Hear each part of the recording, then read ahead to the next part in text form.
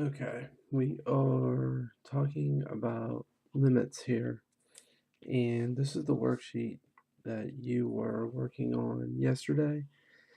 And I figured you may have had some trouble because we didn't really dive too far into this, but these are actually sort of pretty easy.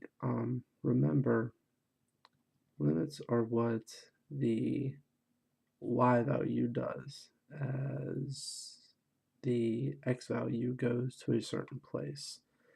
For instance, if you look at letter D, it says, what's the limit of the function of x? The limit is x goes to 0. So what you're trying to figure out is, well, what does y do as x gets closer and closer to 0? We'll talk more about D whenever we get there. But let's start with A, B, and C. A, B, and C are just function values.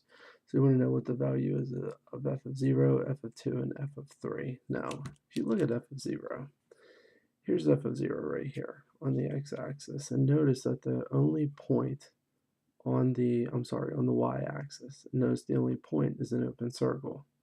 So this function actually does not exist on the y-axis, where x would be equal to 0. Now, 2 is a different story. If we follow the graph over and we plug in 2 for x, we get a value out of 0 for y. And for f of 3, you'll notice that there are actually 3 spots here where the graph is sort of located at x equals 3. The only one, though, that's actually on the graph is the solid circle at y equals 3. And this situation is going to come into play a little bit later whenever we're trying to find a limit. Okay, so let's move on. D says the limit of f of x as x approaches 0. Now you'll notice this negative sign next to the 0. That means as it approaches 0 from the negative side or the left side. So let's look at our graph, and what we're going to do is we're going to plug in x values until we get closer and closer and closer and closer and closer to 0. And we'll notice as that happens, the graph takes a sharp dive, and it's going to go all the way down to negative infinity. So the limit would be negative infinity.